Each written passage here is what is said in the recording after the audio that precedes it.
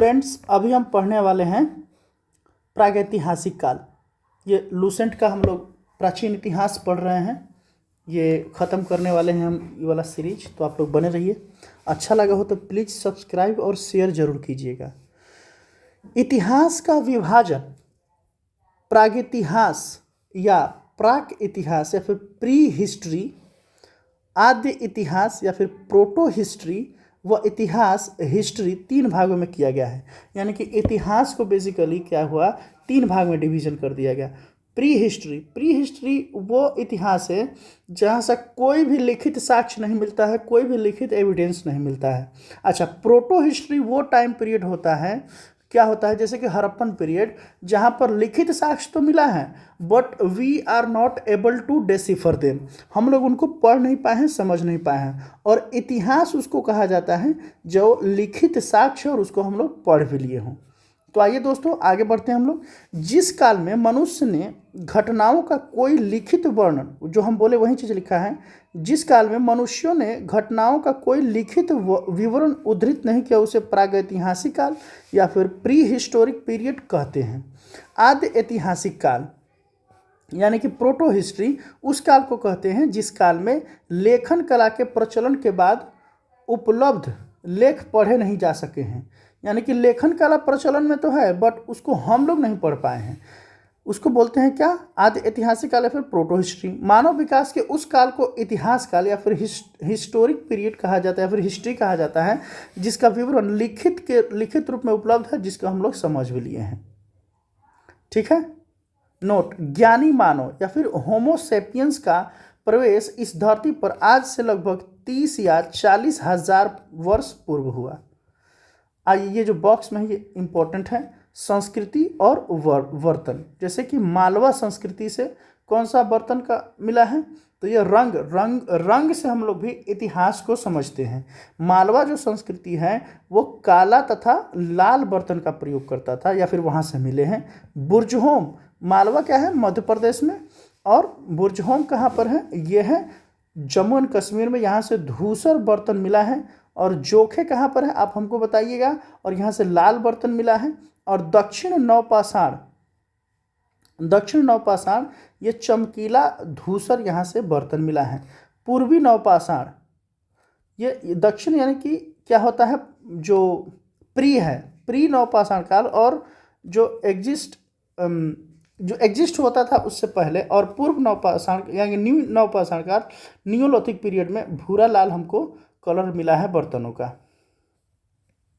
अच्छा, नाम एवं तिथियां।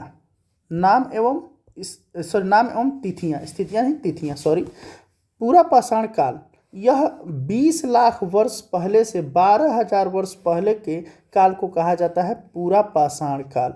यानी कि जो प्री हिस्ट्री पीरियड है उसको भी अब डिवीजन किया गया है। पूरा पाषाण काल 20 लाख वर्ष से 12,000 वर्ष पहले के काल को पूरा पाषाण का या फिर पैलियोलिथिक कहा जाता है। इस काल को तीन भागों में विभाजित किया गया है, आरंभिक, मध्य एवं उत्तर।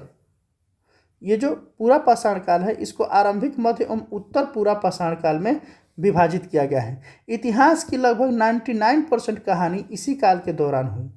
यानी इतिहास की जो लगभग जो घटना हुआ है 99% पूरा पाषाण काल में ही हुआ है, आरंभिक, मध्य एवं उत्तर पूरा पाषाण काल में। मध्य पाषाण काल, इसको बोला जाता है मेसोलिथिक पीरियड। इस काल में पर्यावरणीय बदलाव देखने को मिले हैं, उसे मध्य पाषाण काल कहते हैं। इसका काल लगभग 12,000 वर्ष पहले से लेकर 10,000 वर्ष पहले तक का माना जाता है। इस काल के पाषाण और आमतौर पर बहुत छोटे होते थे। इस काल के पाषाण औजार जो था, वो बहुत छोटे थे। यानी कि औजार के आधार पर भी हम लोग पूरा पाषाण काल और मध्य का पाषाण काल को डिवीजन किए। यानी कि जो छोटे आकार का जो औजार मिला है उसको मध्य पाषाण काल, और बड़े आकार का जो औजार मिला उसको पूरा पाषाण काल कहते हैं, क्योंकि उस समय मानव का बुद्धि का विकास उतना नहीं हुआ था। इन्हें माइक्रोलिथ, जो छोटे पत्थर है, माइक्रोलिथ, इसी को जो लघु पाषाण कहा जाता है। प्रायः इन औजारों में हड्डियों या लकड़ियों के मुट्ठे लगे, यानी जैसे कि कुल्हाड़ी में क्या लकड़ी का मुट्ठा लगा होता है, खुरपी में लगा होता है, हंसुआ में लगा होता है, कुदाल में लगा होता है। जैसे कि हंसिया, आरी जैसे औजार मिलते हैं। यानी कि आरी का सबसे पहले प्रयोग शुरू हो चुका था मध्य पाषाण काल में। नवपाषाण काल यानी कि नियोलिथिक पीरियड अंग्रेजी में बोलते हैं इसको, इसकी शुरुआत लगभग 10,000 वर्ष पहले से होती है। 10,000 वर्ष पहले पूर्व पाषाण युग या पूरा पाषाण काल के मानव की जीविका का मुख्य आधार क्या था? पूर्व पाषाण काल के क्या था? ये शिकार था। शिकार पूरा पाषाण काल में आदि मानव के मनोरंजन के भी साधन थे, यानी कि फ्री में बैठता था सब तो शिकार करता था, मनोरंजन करता था, उससे उसको शिकार से भोजन भी मिल जाता था। तो पूरा पाषाण काल में मानव क्या था? मानव शिकार करता था और उसके मनोरंजन का साधन क्या था? शिकार करता था। लेकिन जब हम मध्य पाषाण काल, नव पाषाण काल जब हम देखते हैं तो उसमें क्या हो जाता है कि वो जो मनोरंजन का साधन उसका चित्रकला बन जाता है, नृत्य बन जाता है। आगे हम लोग देखते हैं। आग का आविष्कार पूरा पाषाण काल में, यानी कि पैलियोलिथिक पीरियड में आग का आविष्कार होता है। सोचिए, आग पहली आग का आविष्कार, देखिए धरती पे आग था बट आग का आविष्कार यानी कि आग खुद से जलाना जो इंसान कब शुरू किया, तो खुद से आविष्कार का मतलब क्या? कुछ नया कर दिखाना, इन्वेंशन कर देना। तो आग खुद से जलाना इंसान कब सीखा? पूरा पाषाण काल या फिर पैलियोलिथिक पीरियड में। वह पहिए का नव पाषाण काल में हुआ। पहिया जो था, ये मेसोलिथिक पीरियड में भी नहीं, नियोलिथिक पीरियड या फिर नवपाषाण काल में पहिए का हुआ, और आग का सबसे पहले होगा था पैलियोलिथिक पीरियड में। अच्छा, पूरा पाषाणिक पूरा स्थल कुरनूल गुफा में राख के अवशेष मिले हैं। पूरा पाषाणिक पूरा स्थल कुरनूल गुफा में। हम लोग क्यों कहते हैं कि आग का आविष्कार कब हुआ? तो जो पूरा पाषाणिक पूरा स्थल है कुरनूल गुफा, उसमें राख का अवशेष मिला है, जिससे हम लोग अनुमान लगाते हैं कि वो लोग आग खुद से यहाँ पे जलाए होंगे, यानी कि आग का आविष्कार वहाँ पे हो गया। मनुष्य में अस्थायी निवास की प्रवृत्ति नवपाषाण काल या नियोलिथिक पीरियड में हुई तथा उसने सबसे पहले कुत्ता को पालतू बनाया। यह सवाल पूछता है कि मनुष्य ने सबसे पहले किस जंतु को पालतू बनाया? तो वो था कुत्ता। मनुष्य ने सर्वप्रथम तांबा धातु का प्रयोग किया तथा उसके द्वारा बनाया जाने वाला प्रथम औजार था कुल्हाड़ी, जिसको टंगुली बोलते हैं हम लोग लोकल भाषा में। प्राप्ति स्थल कहाँ से मिला है ये चीज़? तो अतिरंपकम नाम से ही साउथ से मिला है। आइए इस टेबल को देखते हैं, इस नोट को। कुछ महत्वपूर्ण तिथियाँ, जैसे कि मध्य पाषाण काल यानी कि मेसोलिथिक पीरियड, ये 2000 वर्ष तक ही चला, 12,000 से 10,000 वर्ष पहले। बसने की प्रक्रिया का आरंभ 12,000 वर्ष पहले से हो गया। बसने की यानी कि बसने का मतलब अस्थायी जीवन का शुरुआत 12,000 वर्ष पहले से हो गया। नव पाषाण काल में जिसका आरंभ 10,000 वर्ष पहले हुआ, उसी समय हम लोगों को क्या मिलता है? नव पाषाण काल में पहिए का आविष्कार हो जाता है। मेहरगढ़ में बस्ती का आरंभ, एक जगह रहना, झोपड़ी और बस्ती मतलब होता है बहुत सारा गांव, बहुत सारा घर एक साथ होना, बस्ती का निर्माण होता है लगभग 8,000 वर्ष पहले, यानी कि खेती शुरू हो गया था, तभी तो एक जगह लोग रहेगा।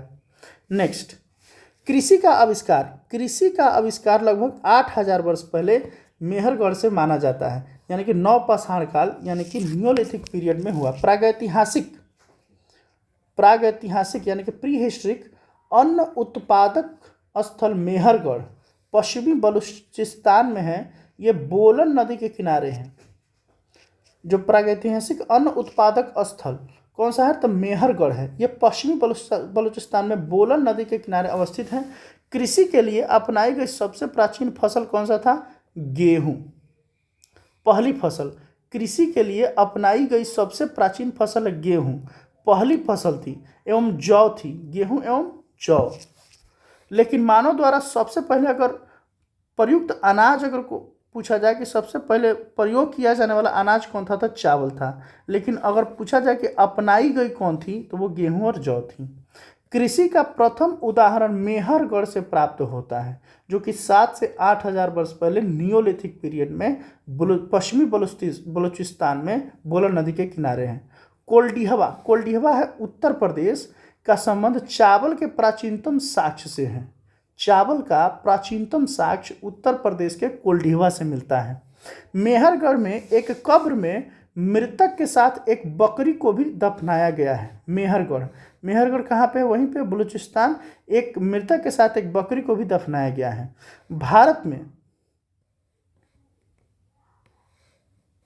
भारत में पूर्व प्रस्तर युग, उसी को बोला जाता है पैलियोलिथिक। पूर्व प्रस्तर युग के अधिकांश औजार स्फटिक, एक प्रकार का पत्थर होता है, के बने थे। रॉबर्ट ब्रूसफुट पहले व्यक्ति थे जिन्होंने 1863 में भारत में पूरा पाषाणकालीन औजारों की खोज की। यहाँ पे रॉबर्ट ब्रूसफुट ऐसा व्यक्ति था जो 1863 में यह पहचान किया कि पूरा पाषाण काल में भी औजारों का प्रयोग होता था। अच्छा, पल्लावरम नामक स्थान पर प्रथम भारतीय पूरा पाषाण कलाकृति की खोज हुई थी। प्रथम भारतीय पूरा पाषाण कलाकृति यानी कि पेंटिंग या फिर कुछ ऐसा प्रदर्शन वहाँ पे पल्लावरम नामक स्थान पर प्रथम भारतीय पूरा पाषाण कलाकृति की खोज हुई थी। भारत में मध्य पाषाण काल यानी कि मेसोलिथिक पीरियड के विषय में जानकारी सर्वप्रथम 1867 ईस्वी में हुई। मध्य पाषाण काल की जानकारी सबसे पहले 1867 ईस्वी में हुई, जब सीएल जो कार्लाइल था, ये बिंद क्षेत्र में लघु पाषाणोपकरण यानी कि माइक्रोलिथ्स खोज निकाले। ये सीएल कार्लाइल जो थे, जो माइक्रोलिथ्स खोज निकाले बिंद क्षेत्र में, तो वहाँ से जो है मध्य पाषाण काल की जानकारी 1867 में मिलती है। भारत में मानव अस्थिर पंजर मध्य पाषाण काल से ही सर्वप्रथम प्राप्त होते हैं। मानव अस्थिर पंजर। भारत में नवपाषाणकालीन सभ्यता का आरंभ ईसा पूर्व 4000 लगभग हुआ, यानी कि नियोलिथिक पीरियड आज से मात्र 6000 वर्ष पहले शुरू हुआ। नवपाषाणिक काल, जहाँ पे गांव बनना, बस्ती बनना शुरू हो गया, लोग खेती करना शुरू कर दिया। पहिया का निर्माण जो है होने लगा। सामान को एक जगह से उस ठेला टाइप का चीज़ बनाना, बैलगाड़ी टाइप का चीज़ बनाना, या फिर जो है चक्की बनाकर उस पर जो है मिट्टी का बर्तन तैयार करना, इस टाइप से।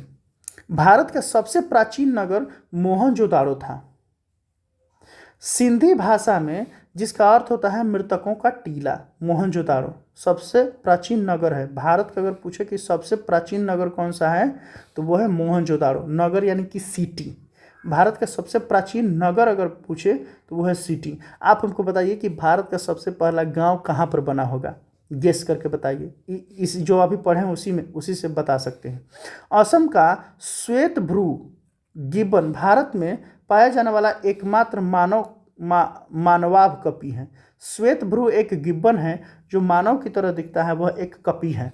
असम में ये होता है, असम में।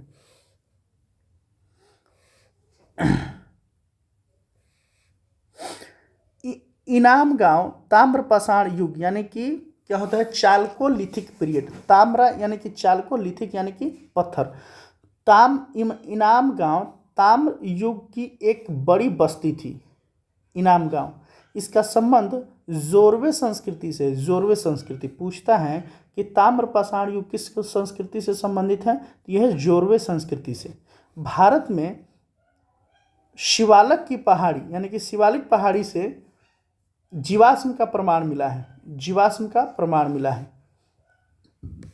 वर्ष 1867-68 में पहली बार भारत में शैल चित्रों की खोज आर्कीबोल्ड कार्लाइल ने की थी। 1867-68 में सबसे पहले आर्कीबोल्ड कार्लाइल ने शैल चित्रों यानी कि पहाड़ पर या फिर गुफा में जो है चित्रकारी मिला इनको।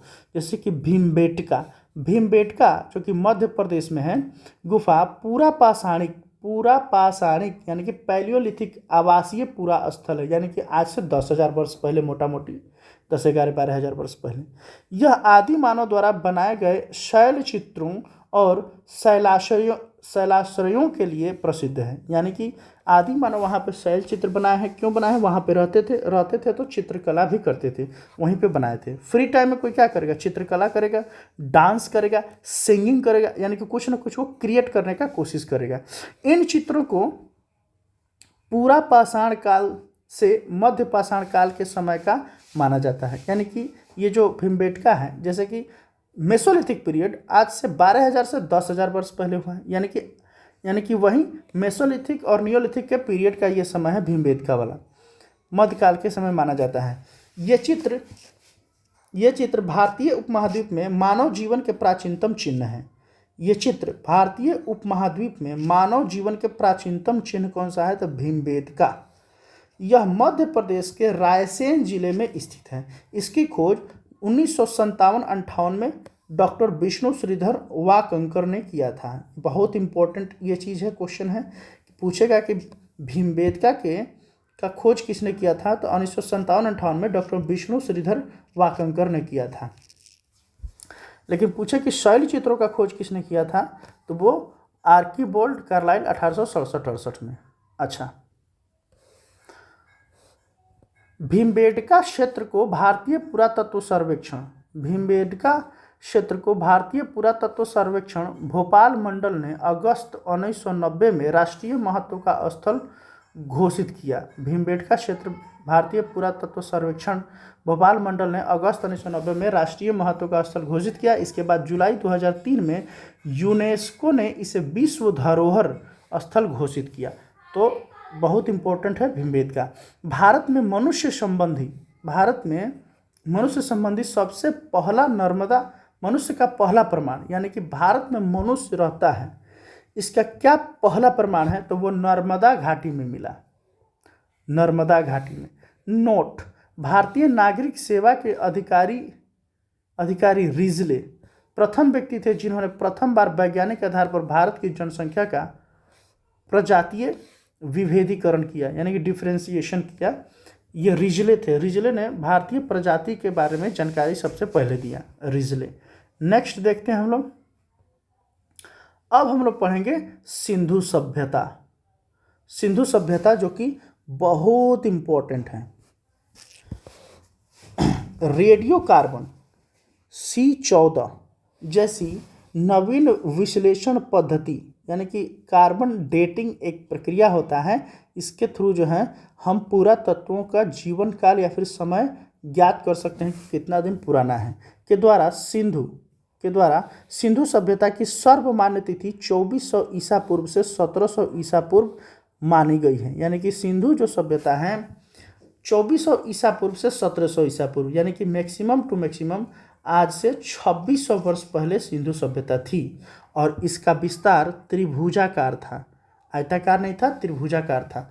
नोट: तिथि निर्धारण की कार्बन 14 या फिर C14 की खोज अमेरिका के प्रसिद्ध रसायन शास्त्री V.F. लीवी के द्वारा 1946 ईस्वी में की गई थी। इस पद्धति में जिस पदार्थ में कार्बन 14 की मात्रा जितनी ही कम रहती है वह उतनी ही प्राचीन मानी जाती है। सिंधु सभ्यता की खोज 1921 में राय बहादुर दयाराम साहनी ने किया था। सिंधु सभ्यता को आद्य ऐतिहासिक यानी प्रोटो हिस्टोरिक अथवा कांस्य या फिर ब्रोंज युग में रखा जा सकता है। इस सभ्यता के मुख्य निवासी द्रविड़ एवं भूमध्य सागरीय थे। द्रविड़ और भूमध्य सागरीय यानी कि जो साउथ इंडिया के जो निवासी हैं वो हैं, और मेडिटेरेनियन सी के आसपास रहने वाले लोग थे। सर जॉन मार्शल भारतीय पुरातत्व सर्वेक्षण विभाग के तत्कालीन महानिदेशक कब 1924 ईस्वी में सिंधु घाटी सभ्यता नामक एक उन्नत नगरीय सभ्यता पाए, यानी कि विधिवत घोषणा की। यानी कि सर जॉन मार्शल जो थे भारतीय पुरातत्व सर्वेक्षण यानी कि आर्कियोलॉजिकल सर्वे ऑफ इंडिया विभाग के तत्कालीन वो जनरल डायरेक्टर या फिर महानिदेशक थे। उन्होंने 1924 में घोषित किया कि हम लोगों ने एक सिंधु घाटी सभ्यता नामक एक उन्नत नगरीय सभ्यता का खोज किया है, विधिवत घोषणा कर दिया। 19 मिनट हो गया दोस्तों, 19 मिनट हो गया, लेकिन चलिए इसको ख़त्म करने का प्रयास करते हैं।